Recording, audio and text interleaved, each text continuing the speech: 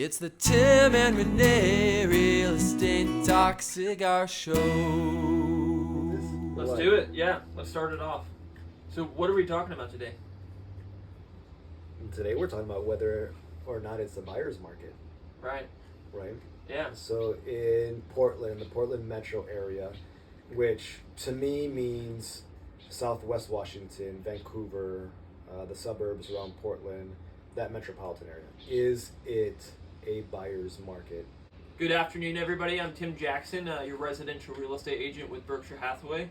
And with me, I've got... It's Renee Candler, mortgage advisor from Root Mortgage. Yeah. So we're going to be smoking some My Father La Antigüedades. We got some black coffee going. We're just going to be discussing whether or not we're in a buyer's market right now. And where do we see ourselves going in the next 3-6 months, up to a year. We're going to do a little projection. So we're going to light up our cigars and just have a chat. Yeah, and for my Spanish speakers, La Antigüedad, which means antiquated, right? Antique. So La Antigüedad, my father's cigar, and it has quite a delicious aroma. Just with that initial smell, and then also in that pool. Oh, yeah. I'm looking forward to the smoke. Yeah, I mean, so if anybody wants, this is an offer for anybody that, you know, may have not even smoked before. I've got a full box here, and I just love to share, whether it be at a cigar shop, in my office here, in the back patio, front porch. We've just got a projector screen going up, so cigars and movie nights. This is kind of how I break bread, and you know, I love to hang out with people and smoke a cigar. So, how does it taste? First impressions. It's really good. It's subtle. It's a subtle smoke where the flavors of nuttiness come through, a little bit of leather, but it's smooth. I think that's what I appreciate. You can taste the strength behind it, and yet it's subtle in draw.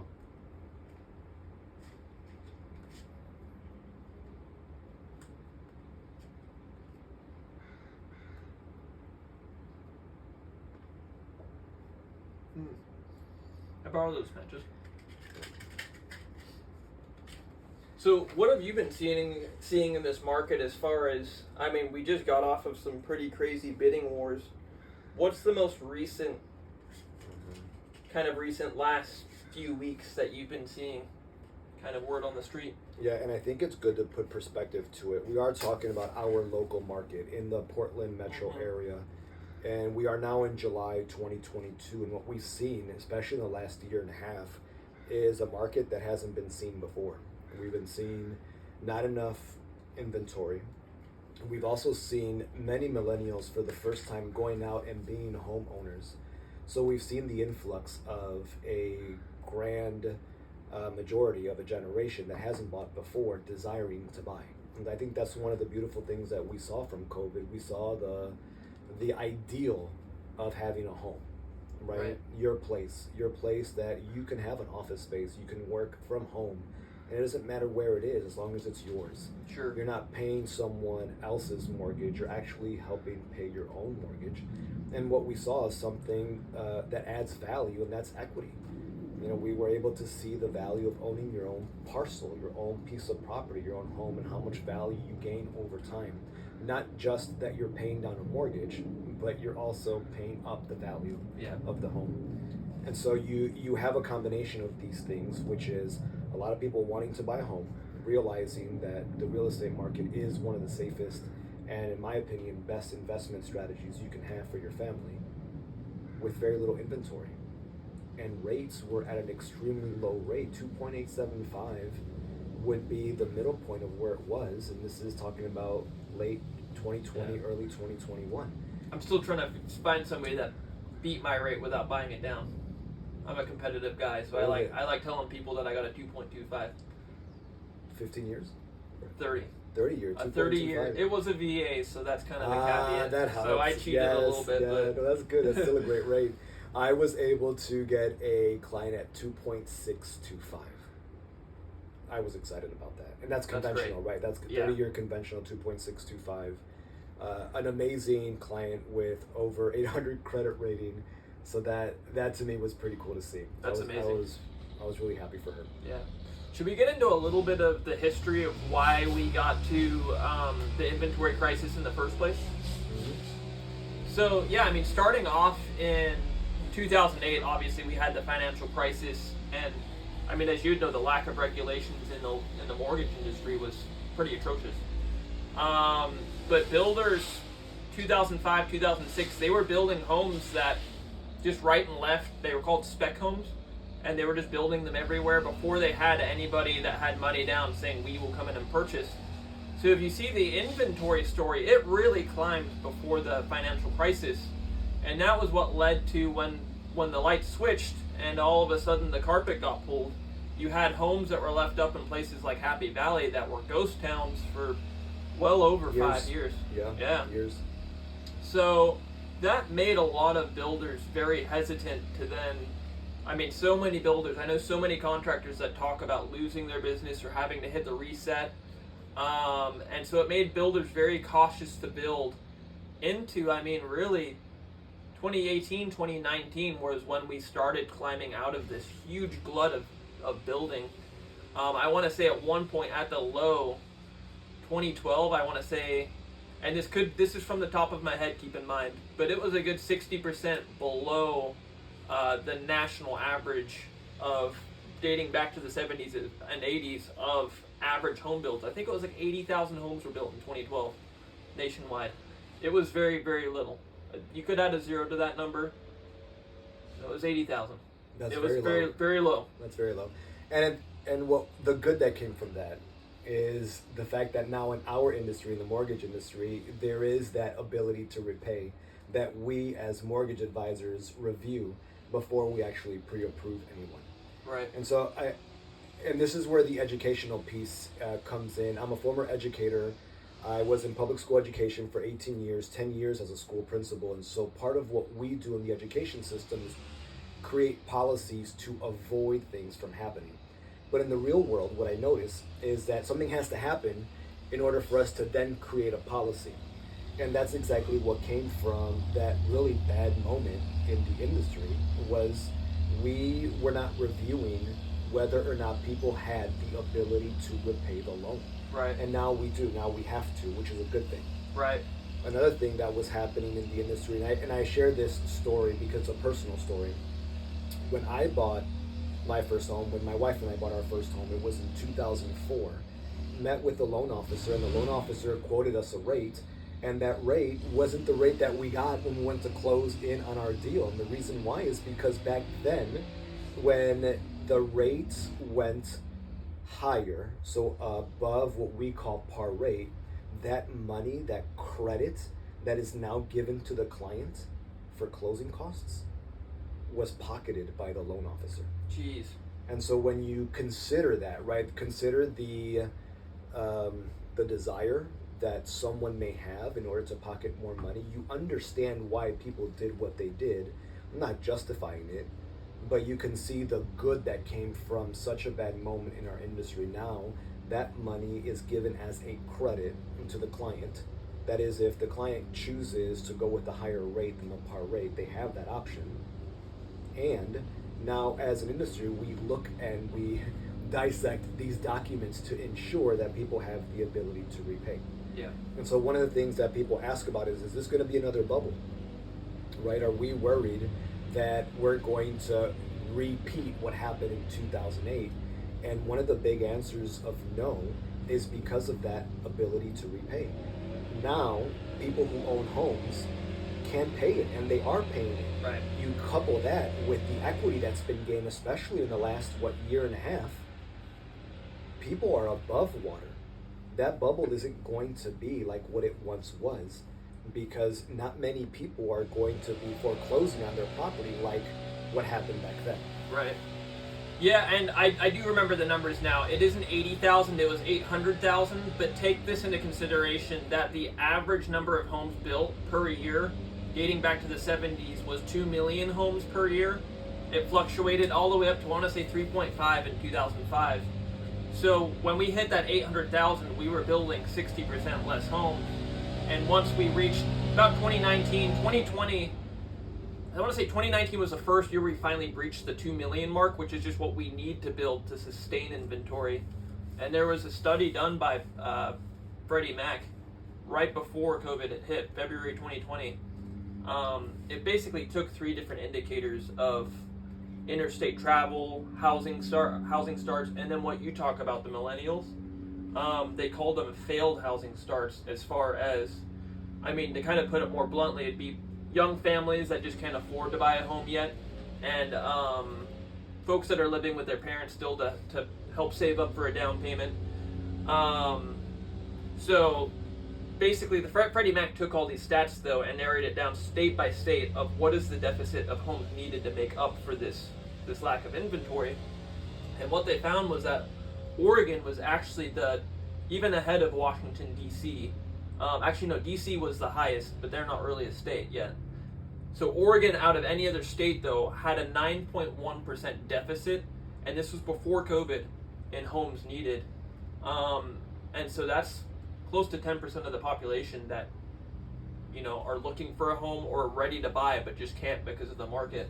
So that was a huge deficit going into COVID, and then you couple building shortages, supply went way up, contractors got booked out. And so that was what kind of led us, and then you couple that with historically low interest rates. Even though we're still in the lows right now, 2.5%, 3% was so low. All of this kind of created this huge storm that built up, and then there was no wonder once money became almost free. I mean, people were bidding $75,000, $100,000 over on homes. Yes. And that is never a healthy market. So to give a context of, is this a buyer's market and are we falling? I think the question is more, what is normal, and are we just returning to a normal market? I would say that the tire was just being so overinflated and pumped with all of these things, and then we were close to popping a tire. Really was what we hadn't done anything as far as interest rates. We were still at a 2.5% interest rate.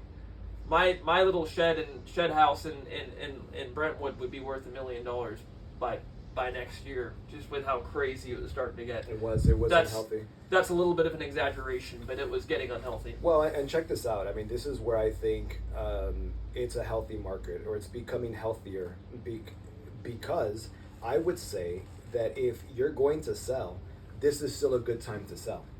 And if you're going to buy, it's a good time to buy. Much more than what it was just 2-3 months ago. When we look at July of 2021 sales, the median sale price was $500,000 in the Portland metro area. Right. July 2022, now it's $550,000. Yep.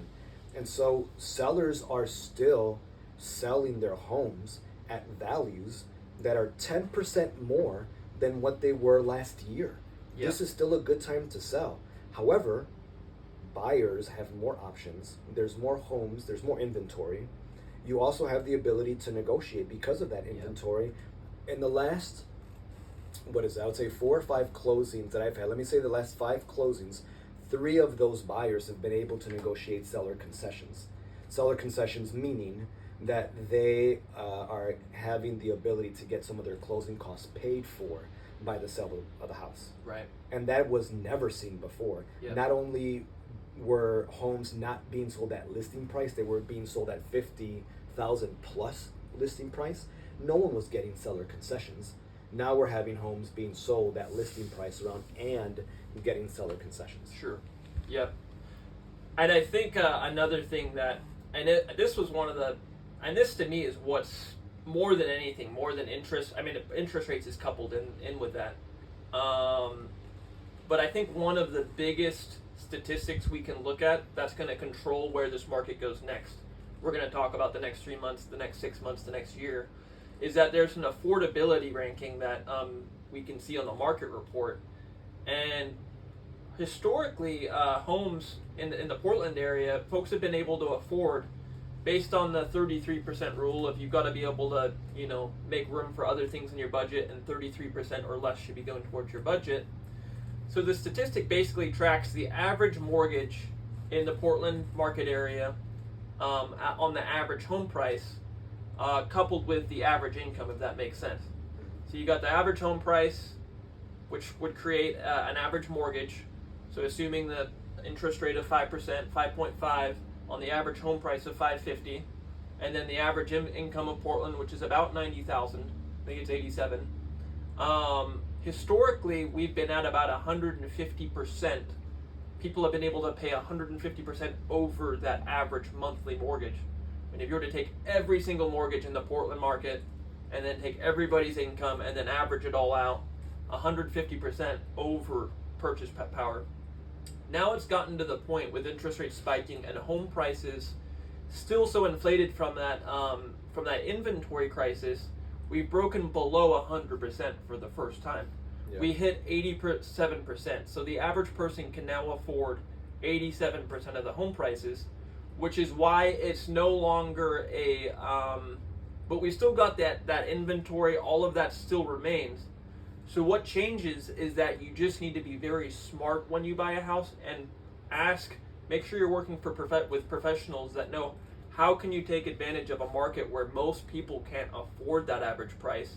These prices are starting to come down. They're starting to come back down to reality though, which is the great thing. I mean, I'm seeing homes that yesterday were going for $600,000 that I just closed on one, $600,000 list price. We got it for $495.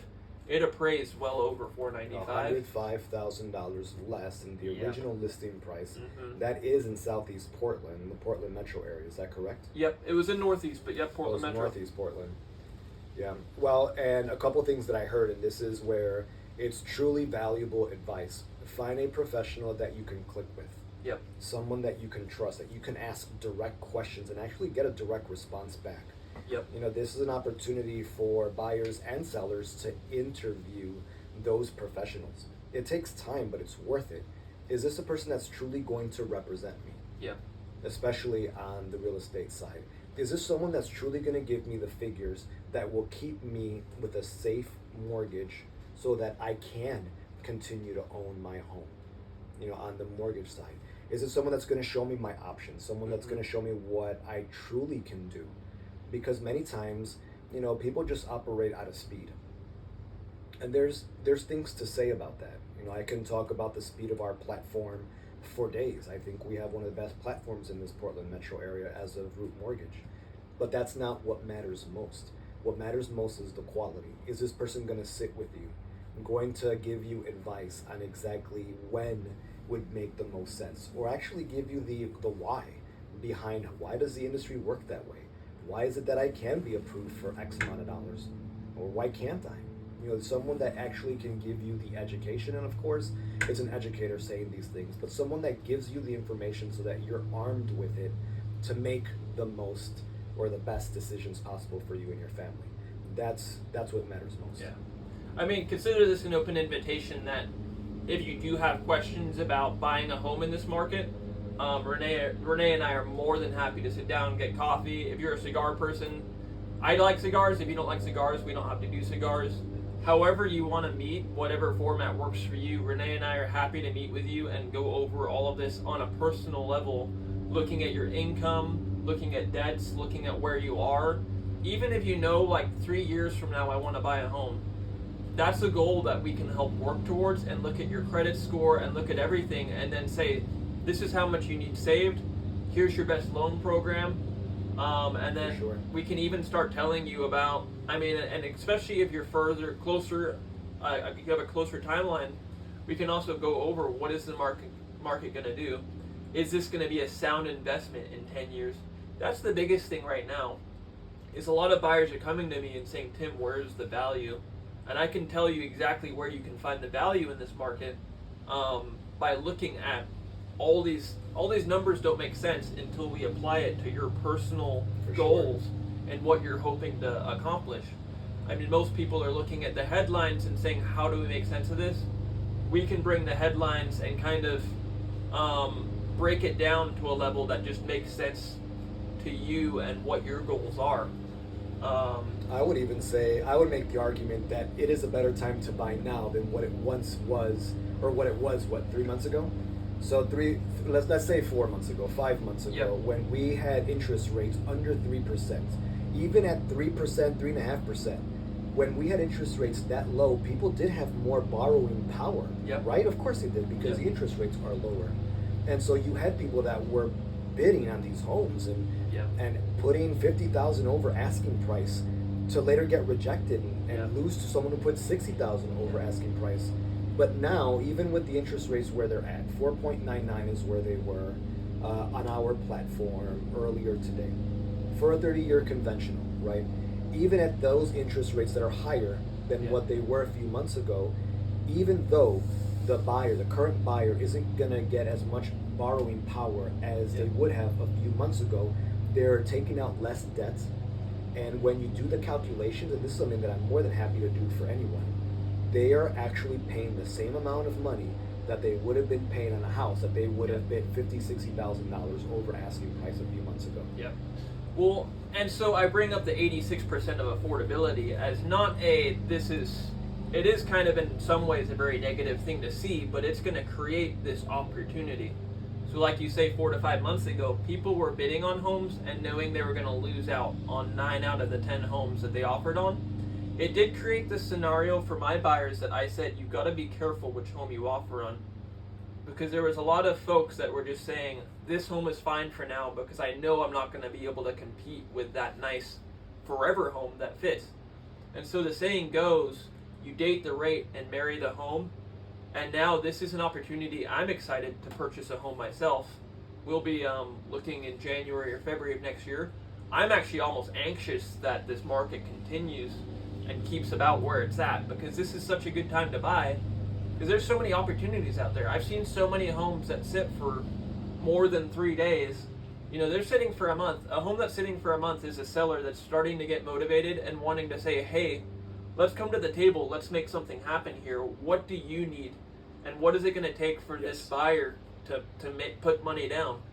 I'm seeing it all the time on the sell side, that my sellers are starting to make some very great concessions and some very good things that are encouraging my buyers to come out and say, like, look, this is starting to be a good thing for me. I can choose the house, and I can also choose some of the terms I have the house on. Whereas before it was, you didn't really get to choose the house because it was almost flying off the shelf if you think it's gone. And then you were having to pay for the seller to go to Disneyland, and you were having to pay for them to sit in the house for 2 months, and you weren't even getting the keys on closing date. Now, that being said, there were some great victories back then with interest rates. There were some good things about the market. But that being said, it was just happening so fast. Things are slowing down. They're getting back to a normal market, and it's just creating this ability to slow down and think, all right, let's look at 10 homes, and let's wait for something to happen. Let's wait for this market to cater to my needs as a buyer, and to just find that nice forever home.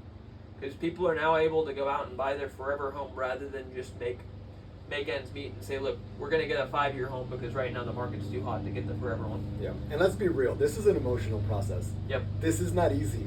Anytime someone considers, especially a first-time home buyer, but anyone considers to take out a loan for $350,000, $400,000, that's scary. That is scary to anyone who actually processes what that means. Yep. And then you go looking for homes. Once you get past that hurdle, that emotional, oh my goodness, that's a lot of money. Once you get past that hurdle because you found someone that you trust, someone that can give you the information directly, that gives you options, that allows you to see the system, right? Takes the smoke screen away, and you get into the hands of a realtor, and the realtor goes from home to home to home to home, and you're bidding and you're losing. That hurts. There's an exhaustion that comes along with that. And now we're starting to see where that exhaustion doesn't feel as heavy as it did a few months ago. Yep. Yeah, I had so many buyers that lost out. I wanted to make a note because it had a nice burn, right? Yeah. The ash was consistent. Look at this. Look at that circle. I mean, that's great. That's This a is quality smoking cigar. really well. It is. Tell me about the flavor. What do you taste? It's got a very good pairing with coffee. It's got a slight earthy taste that I'm pulling. I mean, I feel like a cigar tastes different to just about everyone. I've heard all sorts of different flavor notes from a group of people smoking the same cigar. I love bitter flavors. whether it's coffee or whiskey. I have more of a savory tongue than a sweet tongue or a salty tongue, and so I like the combination of flavors together. And you're right, it's hard for me sometimes to identify certain flavors, and sometimes I can, just because some of those flavors are less subtle than others. But I love the feel in the back of the neck with the cigar. There's a little bit of punch to it, but it's not one that's uncomfortable. I definitely taste the nutty flavor, and there's a little bit of a leather. But then if I retrohale it, you can tell it's a strong cigar if you try to send it out your nose. There's some cigars and like a pipe. You can smoke a pipe and you can just toss the smoke around every which way. You can tell this cigar packs a punch. Oof. It's a little bit of a like eating hot sauce almost. There's when you send it out your nose. Could you imagine a Powerful. cigar with some hot sauce on it? I've seen cigars with barrel aged tobacco, right? That's bourbon barrel aged tobacco. I've seen some with espresso notes, like coffee, and they age it with coffee. But could you imagine hot sauce? So I think you should always be the optimist in any market. But I think everybody that hears a reason to be pessimistic and then flip it, I think that's to me been the most successful with my clients. There's some bad indicators out there. Sure. However, look at the positive. And that's how I like to do it, because people are going to hear about this stuff, and everybody is saying, I mean, we just heard the recession word thrown out. Sure. And the market could be going down more in 6 months. And I always just want to be the realtor that gave the advice as I saw the market shifting and saying, this is what's happening. Sure. Well, and you're right. I mean, we are in a recession, right? Whether it's technical terms, which we are, or whether it's just looking at the different parts of the economy that shows us that we are in a recession. And yet the housing market historically does well in a recession, because that's when people can buy. Yeah. And it's just like stocks. When you don't buy when it's high, I mean, you can, and Yeah. people do, because it will continue to go high, right? But when that opportunity comes where something comes low, Yeah. that's where you buy. Yeah. And we're not even there yet. Yeah. It's not a buyer's market, but it's not necessarily a seller's market. We're kind of like in this limbo land where sellers are still making good money for their homes, and buyers are able to negotiate some of the terms. Yeah.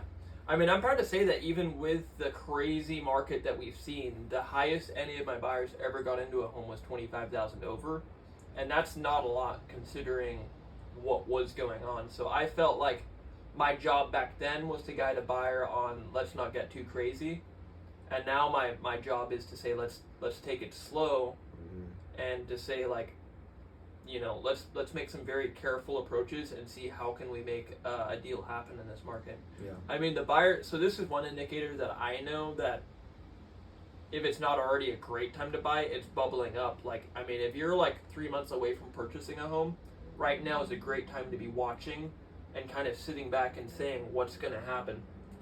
You might blink and miss it. That's kind of what I say when I say I'm looking to buy a home in January, February next year. I'm a little bit afraid that, I mean, I can't finance for a home right now because of the 1099 taxes, blah, blah, blah. But once I'm ready to purchase a home, I know that I'm taking advantage of such a great market to buy in. And the reason I know this is buyer sentiment hasn't been this low since 2010. What do you mean by that? What do you mean that buyer sentiment hasn't been this low since 2010? Yeah, so the buyer sentiment is like this. They basically interview pools of buyers, and they'll basically say, is now a good time to purchase a home, historically speaking. And in 2010, everybody was like, no, no, no, no. And so it created... That makes sense because of what happened in 2008. Yeah. Okay. Yeah. And so now we're seeing this vacuum of buyers. There's just a sudden... Buyers are on vacation. I mean, I've as a seller's agent, I've heard of everything from the buyers are on vacation to just... It's like almost like vultures circling. To put it in terms, is that buyers right now are not quite landing on homes like they were, and there's this very real fear with just hitting a recession. There's just so many things going on right now that people are processing and saying that their flight or fight instincts are almost kicking on, and they're saying, let's hold off. And the more that happens, the more this is just creating in the midst of one of the biggest inventory glut we've ever seen historically. It's creating buyer opportunities when there really shouldn't be. I mean, I was going to say that we need to build at least 2 million homes a year nationwide for the next 10 years to get to the level of sustained inventory that our buyers need. So with all these people holding off, it's gonna flip back. I don't think we're gonna get to the past 2 years. You can erase that from history. I don't think we're gonna get.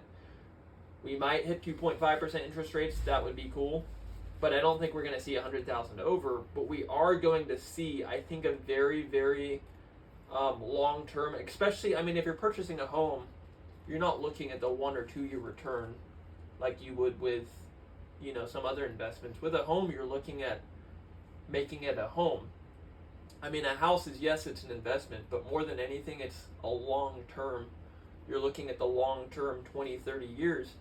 And I do believe, I'm a believer that homes are only going to become more scarce as a commodity. And I don't say that as a fear indicator of push people in, but if you wait 5 to 10 years and say, well, today's not a great time, 5 to 10 years from now, I don't see where this inventory is just suddenly going to come from. Builders are not as aggressive. The supply lines are still pretty messed up. I mean, and then just talking about the Portland area specifically, zoning and the ability to make more housing is a very difficult thing to do with all the regulations. It costs $90,000 to $100,000 just to pull a permit. Just for permits. Well, I mean, what's the old adage? They say the best time to buy a house was 20 years ago. The next best time to buy a house is today, right? Yep. And so there's truth to that. The market is the market. People will pay attention to the market, and they should pay attention to the market. People will make decisions based on what's happening in the market. And yet we can come up with collective stories of how this person was able to do this in this market. And it can be a surprise, right? You don't know until you have enough information to find out what you can do in this market. And the reality is, this is my opinion. It's my opinion, and I hold it as my opinion, but it's one that I am very grateful to have lived through. I am now 40. I bought my first home in 2004. When we bought our first home, we knew, or at least it was ingrained in us, that it is better to buy. Unfortunately, we were both professionals that had well-paying jobs that gave us the privilege to buy a home at that age. We bought that home. We then bought another home. We then bought another home. We started gaining the equity from these homes. We then were able to become landlords. We were able to sell. And because of our real estate investments, and these are two professionals that were educators. Because of those real estate investments, I was able to jump out of something that was killing me. I loved what I was doing. It was a wonderful feeling to know that I was a community advocate. And that's the way I saw myself, as a public servant, as a school principal. But it was coming to a point where it was either me, my career, my ego, to be completely transparent, or my family. And how scary is that, to jump out of something that you've done for 18 years? Mm-hmm. Think about that. Many people are in that predicament right now. And they don't, and they stay and they grind, and sometimes it's a blessing and sometimes it's not. But for me, that there was comfort in knowing that I was able to jump out of something because of the investments that I made in real estate. I had a cushion. I was able to get myself out of a very unhealthy situation, put more focus into my family, stop sacrificing my family for everyone else's. Now I was able to kind of reset what was going on in the home and the needs that were in the home.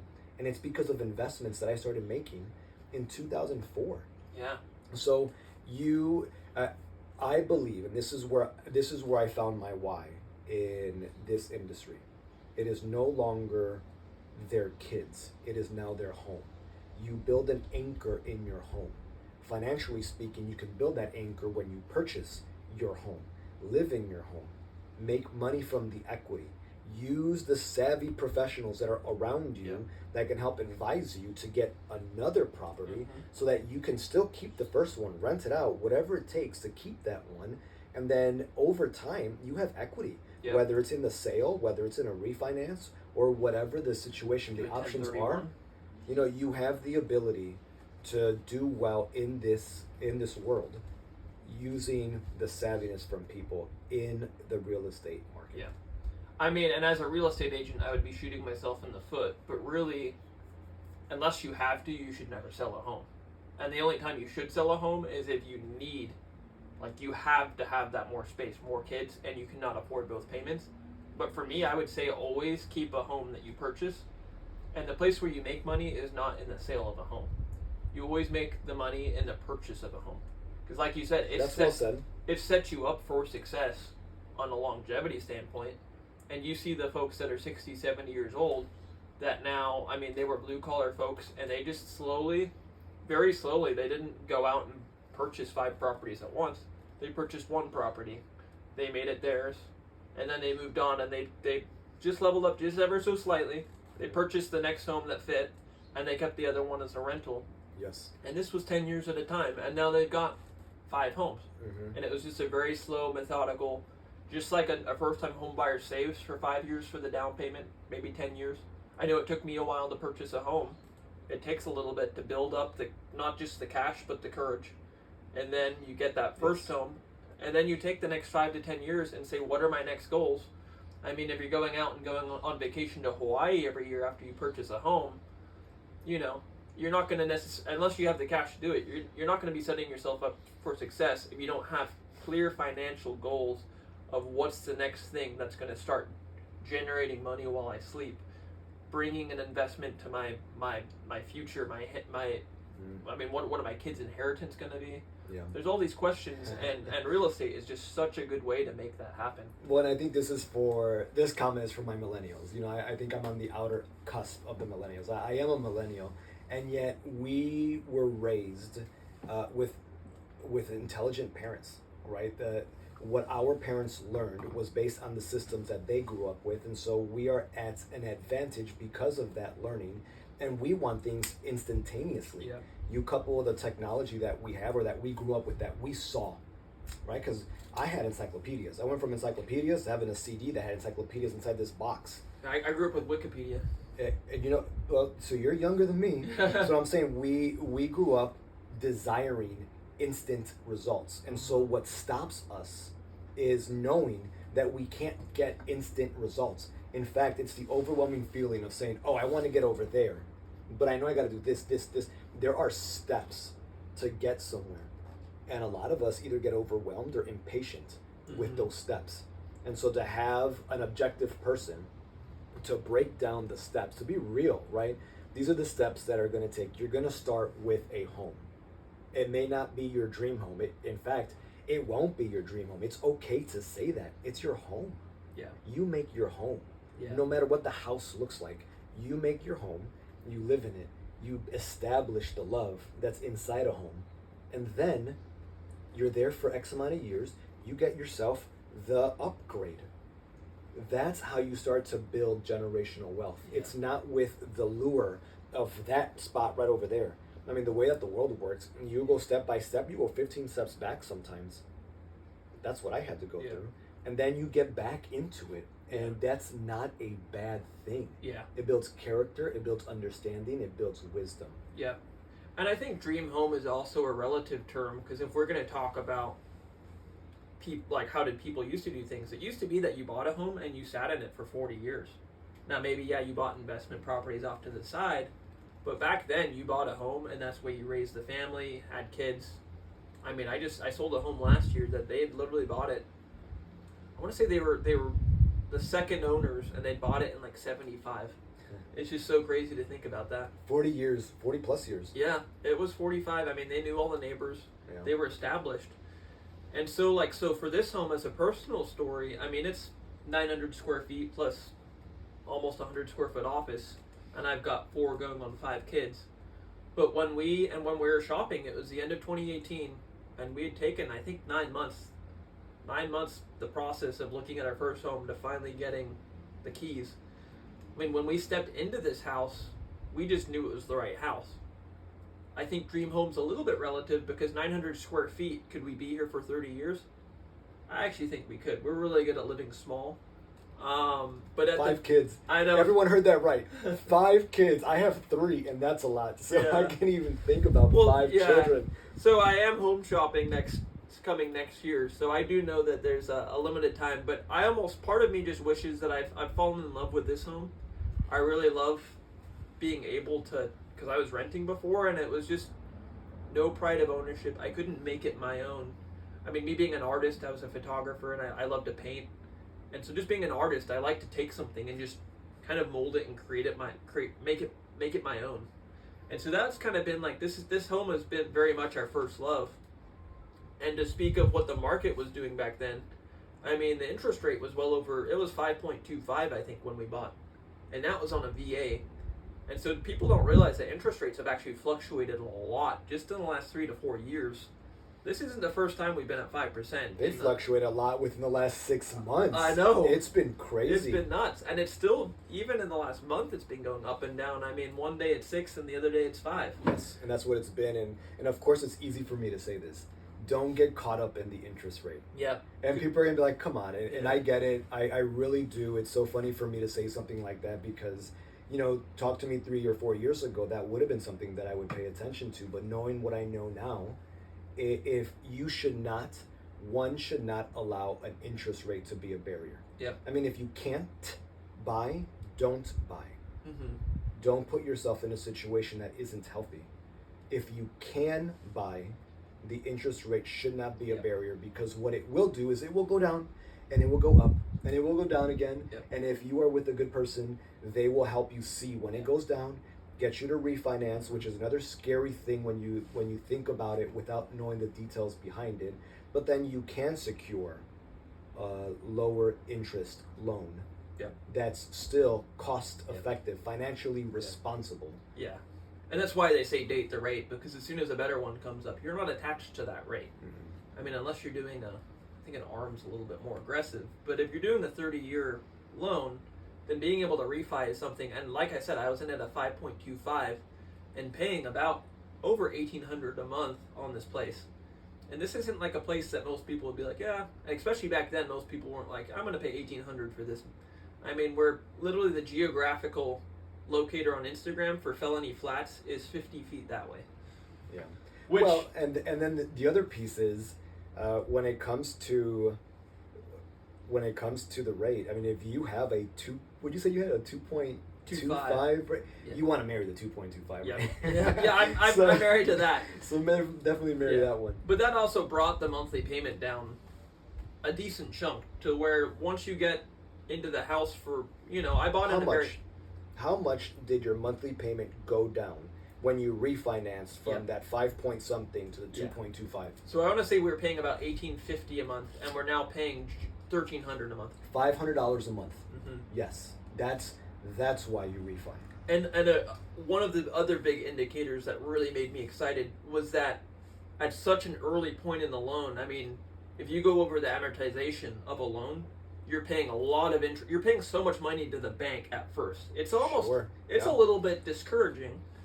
But one of the things I saw was that on the refi, at first, at that 5.25, I was paying the bank so much money up front. I'm like, oh my gosh. And as you slowly pay, a lot more goes towards the principal to the point where you're almost paying exclusively principal, which is direct money back to your pocket. But on that refi, once I married the rate, I'm now paying so early on in the loan, I'm paying more towards principal every month than I am towards the bank. Yeah. And that makes me so excited that I'm putting more money towards the longevity of owning a home. And so that's something that, you might be purchasing right now and seeing the interest rate. And I think that's why interest rates, probably on a more subliminal, or maybe some people don't immediately voice that, but you're paying a lot of money to a bank when interest rates go up. But when you're able to refi and slowly pay down, that's slowly going to disappear and go away. Whether or not, we talk about getting a home and then sitting in it for 5 years and then giving it to a tenant, you're then able to start putting extra payments. So, I mean, even at a higher interest, you can put more. Back when I was at 5.25, I was putting a few hundred extra towards, because I really have this fire hose interest rates, especially when they're a little bit higher, and just get it down. Just take down the principal. take down the principal as much as you can. Well, and here's the other piece. So when you're refinancing, you could also change the terms, the term length, right? So many people refinanced, especially when the rates were as low as they were. They refinanced and they changed the terms and still were paying less. So what I mean by that is they initially bought with a 30-year loan, whatever the rate was, and in your case it was 5.75, is that what you said? 5.25. 5.25 30-year term, but then you can refi at a 20-year term, at a 15-year term, and end up paying the exact same amount that you were paying on a 30-year note, For half if the not time. less, right, for half the time, which means less interest payments. And so that's another question that I have learned to answer when I work with people, especially when it comes to refinancing. It's look at the cost savings. What is the cost of the refinance? Is it worth it? And sometimes it isn't worth it. But when you have terms that you can change, when you have rates that change as a result of those terms that are better than the original term of the purchase, you're not only saving in the short term, you're saving in the long term. And that's what makes the refinance so important. Mm-hmm. Yeah. Yeah, and I think the biggest thing with this market is that, like you were saying, you purchase when you're ready. You purchase when you have those monthly payments in front of you.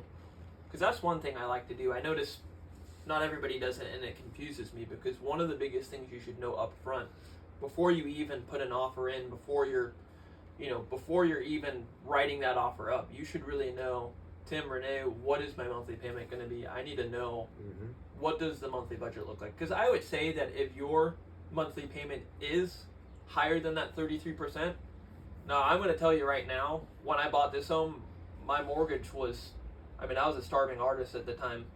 My mortgage was easily close to 40 or 50% of what I was actually taking home.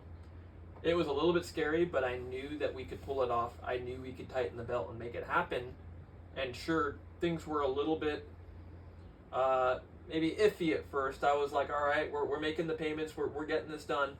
But just the confidence knowing that I had the home, I had something to work for, also just ended up, now the monthly payment is just such an easy thing, given that I worked hard at the beginning to get it there.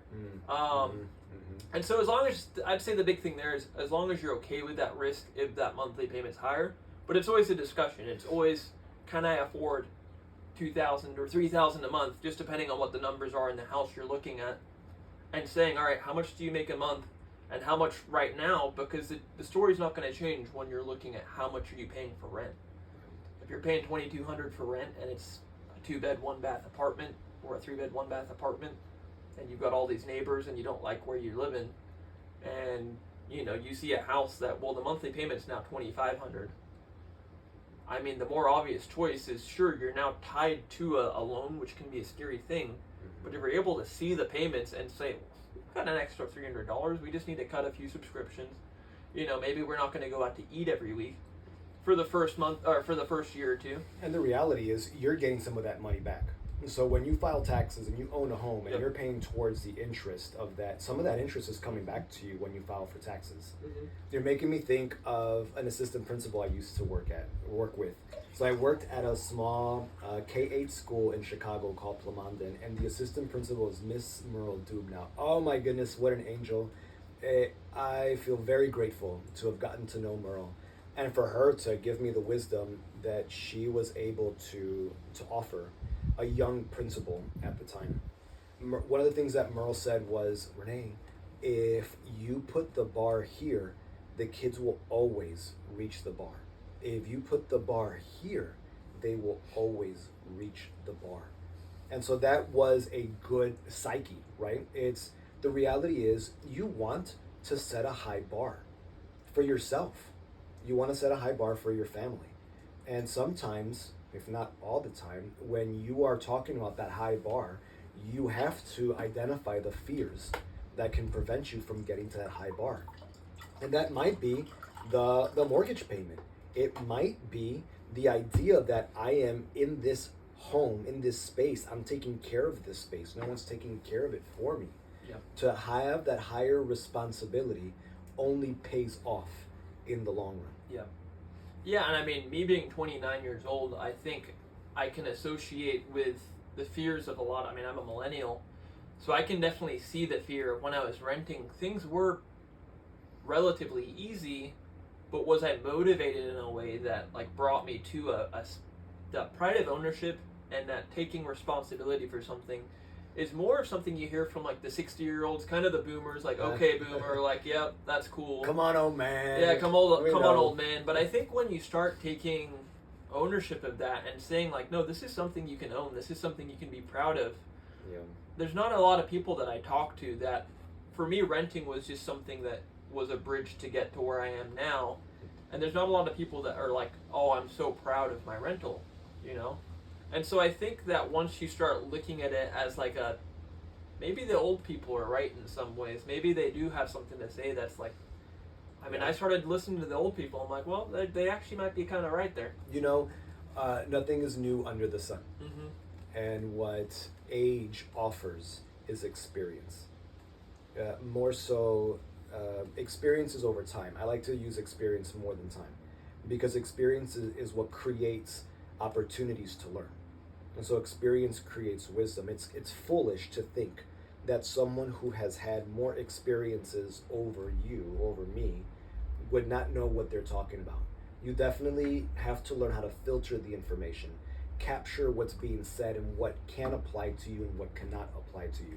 Mm-hmm. And maybe I'm saying that because now I'm one of the older men in the room, right? You got a few gray hairs. I love it. I love it. It is such a blessing. It is such a blessing to live today and then to live the next day. It is a blessing after a blessing after a blessing. And so you learn as you go, right? And one of the things when it comes to mortgage payments, I think this is what some people don't know because they don't have the experience. The mortgage payment includes that principal and interest. That's the money that you pay towards the loan that you took out. But there's more to it in the mortgage payment than just that. Every homeowner can tell you it's the principal and interest, it's the homeowner's insurance that you must have, it's the property taxes that you must pay. If you're putting less than 20%, it's also the mortgage insurance that you must pay. And so that mortgage payment is a combination of payments together. Mm-hmm. And so when you're working with someone, a mortgage advisor, a loan officer that describes what the mortgage payment is, ask, what are the payments that are in this mortgage payment? Because then you can see that every home is different. Every neighborhood has different sets of property taxes. Even homes within the same neighborhood may be paying different property taxes. Yep. So understanding that allows you to understand what you can and cannot afford. And you never want to see that sticker shock at the closing table. Oh no. You shouldn't. Yeah. You shouldn't see that sticker shock at the signing table. Yeah. So having that information up front is one reason, and even if it's not when you're first looking at buying, it can be 3, 6, like I was saying, 3 years out. If you're looking to buy a home, just knowing this stuff up front is a great way to start preparing yourself mentally for, you know, what do I need to make for a down payment? I mean, closing costs. Yeah. You said some of that stuff's getting wrapped into the loan now, and sometimes you can have the seller pay for it. So there's costs associated with, and especially in the hot market before, so many first-time home buyers were excluded from the market, not necessarily because of the ability to repay. They couldn't afford it. Yeah, they could afford it, but then it was a matter of, is that seller going to go for the person that was all cash, or were they going to go with the 5% down, asking for closing costs, and needed just a little bit of help to get there? Now you can totally get that. And plus, I would say that if you've already bought a home and know what you're getting into, and you see the inspection report, and it's like, all right, there's 20-30 grand in repairs needed, in a hot market, somebody that's already got that equity or the cash can say, hey, I'm going to swallow that, sure. Hey, let's talk about that. What is the process from start to finish? What should come first? Because we're talking about two different people here. Yep. And anyone that can get overwhelmed are hearing, I have to talk to the realtor and the mortgage advisor. Mm-hmm. So what do you think goes first? Should someone go to the realtor first? So should someone go to the mortgage advisor first? What do you think? I mean, yeah, people always come to me and say, Tim, I want to go look at a home. And I say, that's great. You always need to talk, I would say you always need to talk to a lender first. I mean, to get pre-approved and know what you're shopping for, because you're going to be able to define for them very clearly, while I can work with parameters and if you give me some definitions, I can easily go on the hunt for that perfect home for you. Right. But right, if we right. don't have those parameters set in the first place and you don't have a clear understanding, it's not something you just want to charge into. And I see buyers that are like, I'm not pre-approved, but I want to see this home and I want it yesterday. And it's like, oh, hold on. There is maybe a little bit of an overwhelming. You need to kind of take a step back and say, hey, let's talk to Renee. Let's get a clear pre-approval letter. Let's get an understanding of where your finances are at. So that way, when we walk into the home, you can see what you're getting for the money. So understanding the timetable, right? Yep. Because what you don't want is to waste the buyer's time. And I think that's what can happen if the buyer doesn't know how much they can actually afford. Yeah. And people have an idea of how much they want to spend per month. Mm-hmm. They have that idea, and a lot of times it's a valid number, but they don't know how much they can truly loan out or get a loan for. And so the idea of going to someone like me, a mortgage advisor, that can break down the system and say, okay, look, this is how much you can afford because this is what your payments would be. That allows them to save time when looking for homes because it gives them a window of what their range is. And even better for you, Tim, it gives you the opportunity to say, okay, this is where we're going to look for homes. We're going to filter to see what homes exist in that price range. That gives a good sense of, okay, this person is taking into account my time and my emotional exhaustion. Yep. And I don't know why it is, but I feel like buyers, for more or less, when they talk to a realtor, there's no forms or W-2s or anything, or their tax returns. I'm not seeing that stuff, so I've had a lot of buyers just because, and everybody does it to a certain extent. They kind of puff up, oh yeah, I make this amount and I've got no debt and it's all good. But then when they have to start actually giving you the forms, because this is going to get found out one way or another. Yeah. And so knowing that information up front is, let's talk to Renee, let's get all of the paperwork out of the way, because you don't want to be doing paperwork and writing offers and making all these emotional decisions and just getting fire hosed all within one weekend. It takes, how long does it take to get pre-approved? Oh, not too long. Tim, you're the fun one. Right, everyone gets to have fun with you. Yep. They look at the homes with you. They get to dream with you. That's cool. And I guess it's maybe because I was a school principal for so long. I'm okay with not being the fun one. I'm the one that actually asks for documents, and those documents preliminarily are, last 30 days of pay stubs, the last 2 years of W-2s or income tax returns, depending on your situation, and the last 2 months of bank statements, along with your ID. Yeah. And the reason why we ask for those documents is because those are the regulations as built by Fannie Mac and Freddie Mae, or Fannie Mae and Freddie Mac. Yeah. To determine how much someone can actually afford with the ability to repay. But you won't be having fun walking into a home and losing it because you haven't set yourself up for success. Yes, and without a doubt. And if you actually think, I'm a numbers guy, and I actually see the forms and all the documents is actually part of the fun. Being able to see the numbers, because you can dream about the house and maybe the more artistic side of it, but when you can also dream financially and sit down with you, to me that's actually really fun. I really thoroughly enjoyed the process of buying a home, not just on the looking at homes, feet on the ground, but I actually think it is fun to talk to a loan officer and just say, hey, here's my financial goals. I think financial goal setting and having numbers and all of that, while maybe it's a little bit accounting and forms here and there, I think the fun part is being able to look at the equity you're going to get and the monthly payments and, oh man, I can afford this. Having that information is actually really, really fun. All right, so then when someone's ready to buy, they go to a mortgage advisor with the documents, with an application submitted. They go through that process. They find out how much they can afford. They find out their range. They go to the realtor. The realtor takes them to homes. They find the home they're looking for. They put an offer in on that home. Sometimes that offer gets accepted. Sometimes it gets counter-offered. But when that offer gets accepted, they fill out a contract, and then they show faith by putting what's called the earnest money down, so that they can get into contract with that seller. Yep. From there, we jump in, we submit the information to the underwriter. The underwriter reviews, and of course they ask for more things. Sometimes they don't. Most of the time they do, we get the more things from the buyer so that we can get what's called a clear to close. Throughout that phase, you do inspections with the buyers on the home.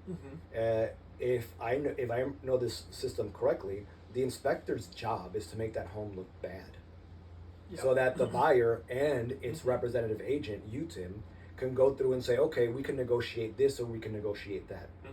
Sometimes the terms of that contract change as a result of that inspection report. Once that inspection report goes through, I get the green light to order the appraisal, because the inspector works for the buyer. The appraiser's job is to show the bank or the underwriter the home is worth that offer that they're presenting to the seller. Right. Once that report goes through, gets sent to the underwriter, they review everything, then we get that clear to close. Yep.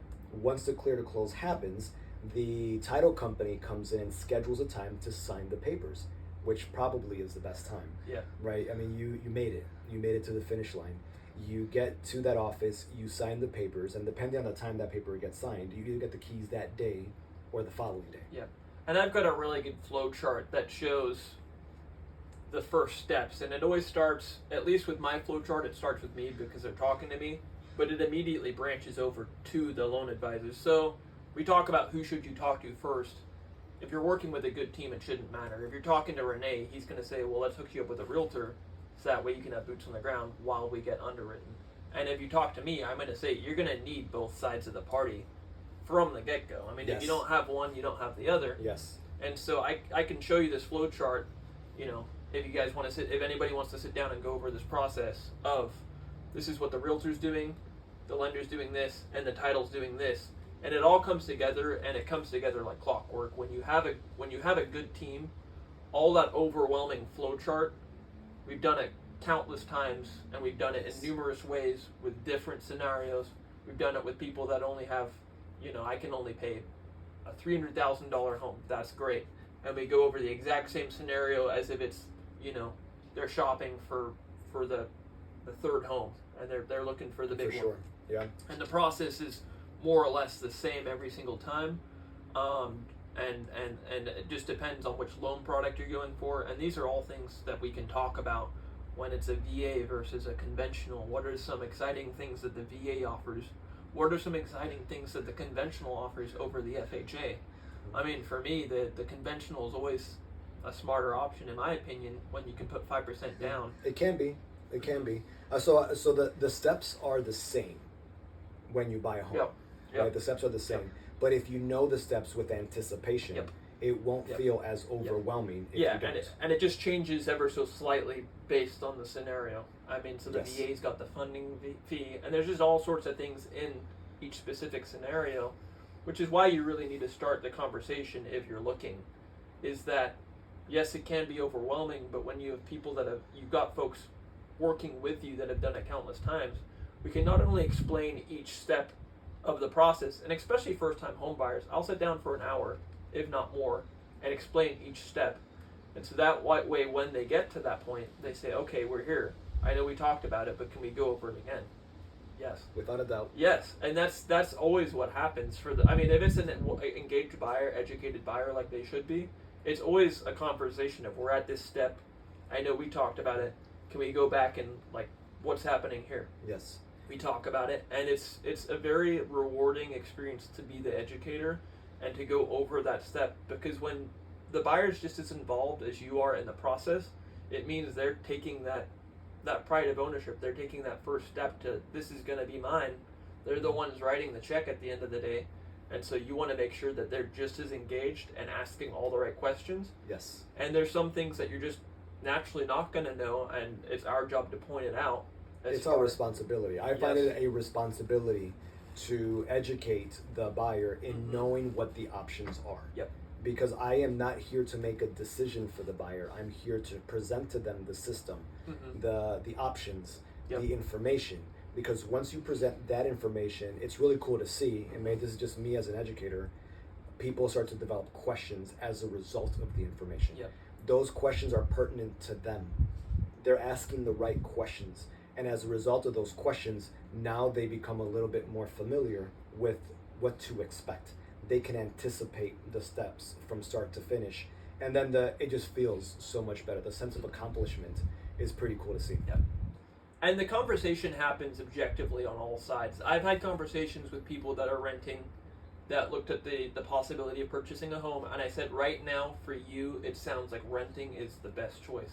It's going to be an objective, because yes, there's dollars and pennies behind all of this, but at the end of the day, the conversation is going to be around what makes sense for this person at this time.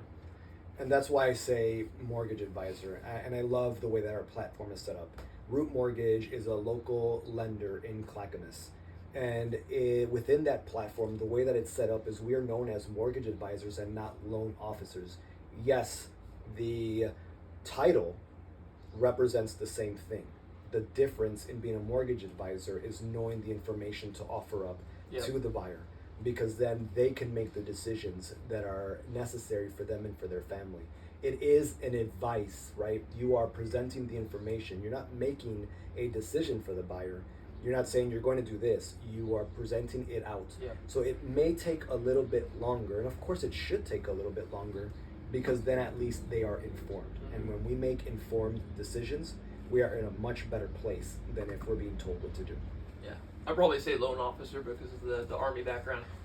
We are known as loan officers, right? I mean, you can look up any mortgage company. It's loan officer, this person, this is loan officer. But I think we take pride in being called mortgage advisors, or at least in calling ourselves mortgage advisors, because our role in the company, and this is so good to say, right? Our role is to take care of the people in front of us. And sometimes that means to say this isn't the right time to buy. Yeah. Which sounds counterproductive to what I do, but if that's the right advice, then we have a plan set for the next 3 months or the next 6 months.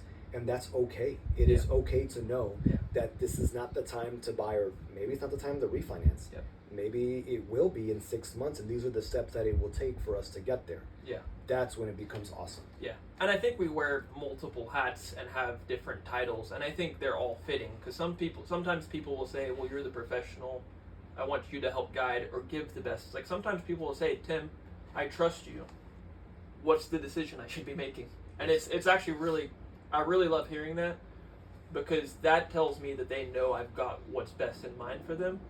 And so being able to have that discussion with clients, and when they give me that ability, that's always fun.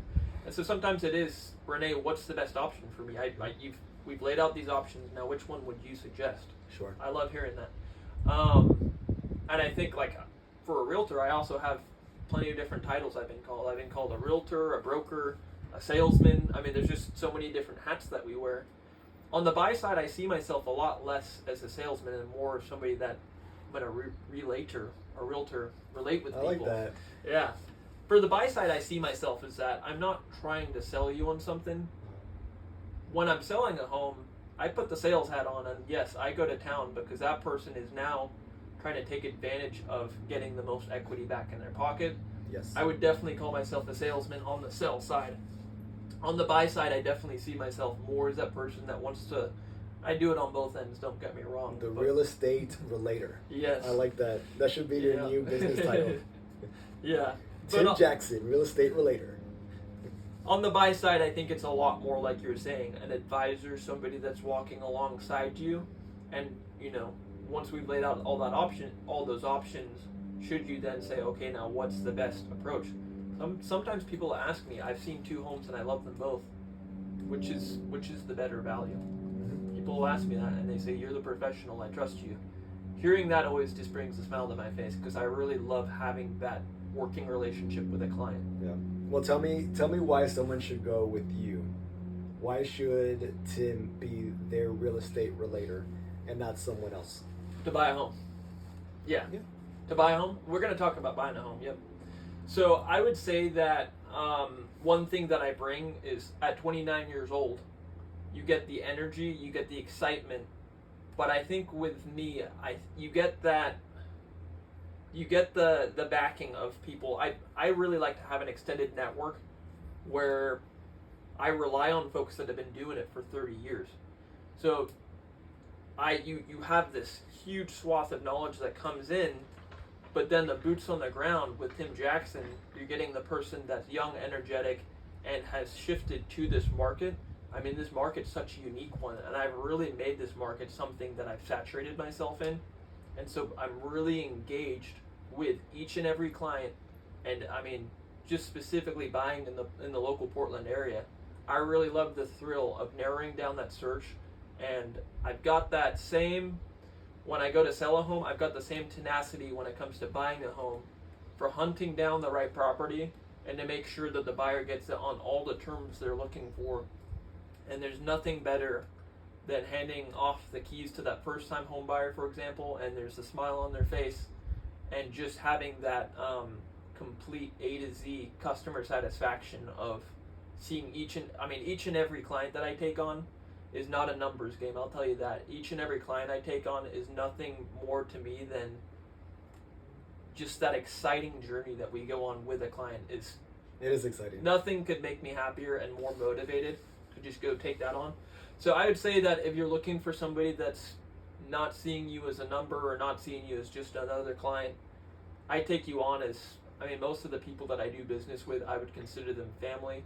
I stay in touch after the fact. I mean, you purchase a home with me, that's cool. But that is cool. You know, what about afterwards? I mean, yeah, you've moved in. You know, I love just being that person that they can reach out to, and it happens all the time. 3 months in, I've got folks calling me. And you're a veteran, right? Yeah. So tell me a little bit about that. I mean, you are a veteran. You also work with several veterans, right? To buy or to sell. Mm-hmm.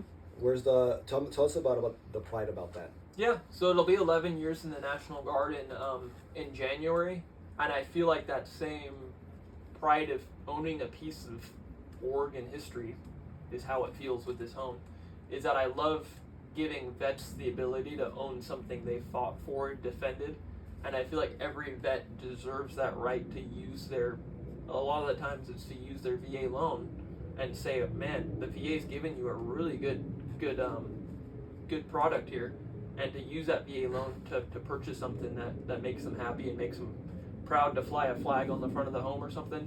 So yeah, working with vets really makes me tick, and I noticed that a lot of the lingo and a lot of the ways I communicate with vets, we're on the same wavelength, as far as there's nothing that can bring two folks together than having experienced the same things, and kind of you get a different perspective when you join. Just like when you're in the public education system, it gives you a different outlook of life, and it gives you this I say a more bird's eye view of how the world works.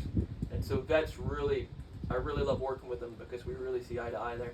Well, coincidentally, I feel the same sense of pride when I work with educators because, again, I was in the public school sector for 18 years. And even as a principal, I did not know the options that I had as a home buyer. And that's saying a lot because we were blessed with opportunities to buy several homes in that, 17, 18-year range. I love the opportunity to give back now to my teachers, to the staff that are in public schools, to administrators, to cooks, to custodial agents, to people who are giving their hearts and soul to our community's youth. They don't know the system.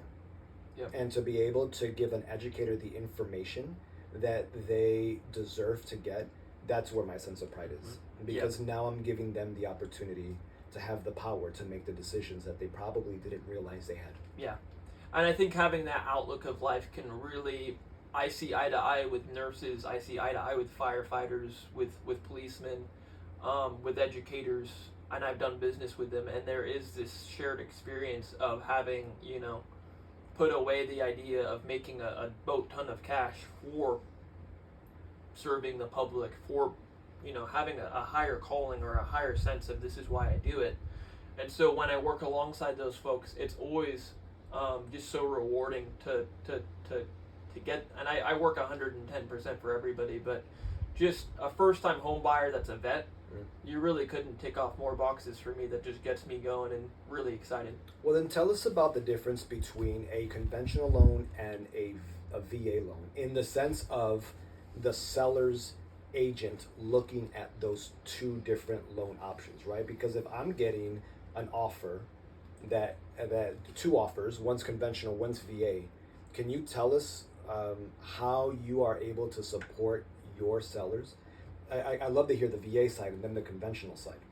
Yeah. So for a VA, it's 0% down. And a lot of the times, a lot of my VA buyers are getting in with very little cash in pocket, which is good because it gives an accessible way to own a home. Something that you see from a sell side is folks don't always want to go with that offer that has less cash. But the way that I phrase it and the way that I see it is that their down payment was serving our country. So if you can look past the terms that might not be as lucrative on paper, I've had sellers that chose a VA offer that was $20,000-$30,000 under the other offer, and it was because there was, I mean, the love letters are really huge, but and this was a veteran to veteran transaction. Them knowing that they were selling to another vet, that they couldn't put a dollar price on it. It just made them really excited. So the VA loan is great in that, I mean, the funding fee you can wrap into the loan, and then the closing costs, if you can get those covered by a seller, it's one of the only loans out there that you can get in with literally, you could be paid at the closing table to own a home. Well, this is the cool thing about VA loan, and only a VA loan can you do this. When you purchase when you purchase a home with a VA loan, you can actually take some of that money and pay off other debts, and that is a niche that the VA loan has that even many veterans don't know. Yep. And so, depending on the negotiations, if you have enough seller concessions that are coming your way, not just to pay off the closing costs, you can also get some of your debts paid off. Yep. So you want to work with someone who understands the guidelines, a team of people who understand the guidelines, not just to be able to get you into that home with the VA loan, but also to be able to pay off some of the debts that you had as a result of buying that VA loan. What a cool niche. Yep. And I think another thing that's going to come back in this market is assuming a loan. The conventional, you can't assume it. That goes with the name of the person. But with a VA and an FHA, especially with interest rates being what they were a year or two ago, I know of a home right now that's at a 2.5% interest rate, and a veteran can come in and assume that loan and use their eligibility towards that house. And now they're getting a $500,000 home for $2,000 a month. And that is, to me, amazing, and it's kind of a something that will be coming back. Because back then, you don't go in and assume a loan when you can get the same interest rate anywhere else. Not a very competitive thing. With interest rates going up, you can capture both sides of the market, and that prices are down, but the interest rate is where it was below. Yeah. So that's really cool that a vet is able to capture that. And in some instances, anybody can capture that. It's a little bit harder, but if that veteran's willing to give up their eligibility, they can give it to anybody. Yep. And you know what? We're looking at the My Father Antigüedad cigar at its last third. So what are you tasting now? It's been very consistent throughout. I'd say for me it's mellowing out just ever so slightly. It started off very strong, and it's starting to mellow out for me, but it's a good smoke from start to finish. From the first light, the profile does change a little bit throughout, and it's starting to get a little bit mellower. Yeah. Could be because I've been drinking coffee with it, which what you drink with a cigar always changes the dynamics. I always love pairing a cigar with different drinks as well. What's your favorite drink to pair a cigar with? Whew. It also depends on the cigar. So like a good sweet Scotch, like a Glenmorangie, with a strong Maduro, is a nice balance because you get that punch with a nice sweet follow-up. Whereas if you get like an Italian tobacco with an espresso, they complement each other in a way that you can't have a tobacco-y cigar with a beer as much, unless maybe a stout would be great. Now an IPA and like a Connecticut, you're getting a strong drink. An IPA is a lot of taste, and a Connecticut's a mellower cigar. So it's always about balancing them. I would say coffee's one of the most versatile drinks you can have with a cigar, though. And coffee can go with just about any cigar you can think of. I'm enjoying the pairing with the My Father Antigüedad with the cigar, or I'm sorry, with the coffee. Mm-hmm. There, it is mellower. I do taste a mellower third, bottom third of the cigar, and yet it leaves a tingle on my tongue, and I like that. Yep. I like those bitter flavors. I like the residue flavor that's in your mouth, especially when you pair with the cigar. There is a flavor profile, and when I started smoking cigars, I would laugh at these descriptions, right? Because when you get a cigar, there's a description of all these different flavors and all of this feelings that you have as you smoke down the cigar. And I thought, yeah, right, come on. And it's true. It's true. Maybe it's because of the experiences that we've had with smoking cigars, and more importantly, the experiences that you have with someone when you smoke a cigar, that you get to not just enjoy the moment and the cigar, but also the company and the conversation. I appreciate this. Thanks. Thank you. Yeah, and with that being said, I mean, we've mentioned it, but I'll mention it again. If you guys want to get together and talk, just like Renee and I are, and just make it very specific to your goals and where you're at, would love to get a cigar, a coffee, whatever it is that makes you tick. We'd love to join you. Come over to my place, go to a coffee shop, whatever it is, and just chat about what your goals are. So again, I'm Tim Jackson I'm with Berkshire Hathaway, real estate agent. If you want to call me, my phone number is 503-957-7981. My name is Renee Candler. I am the mortgage advisor working alongside with Tim, not just in supporting Tim, but also in supporting you in finding your home. I am more than happy to meet with you, go over all the documents that we need, of course, listen to your goals and help you find that home that you're looking for, but finding the range that you need in order to get yourself into your home. My number is 971-350-8969. Sweet. Well, thanks for joining us, and I think we'll be doing this once a month. Yeah. Yep. So we'll be a very exciting topic next month, so stay tuned for that. And we'll be back with some different cigars, maybe a different drink. Could do some espresso maybe. And excited for the chat. Yeah, this is cool. Thanks. Yeah. Can I keep smoking the cigar? I don't care. Yeah, go for it.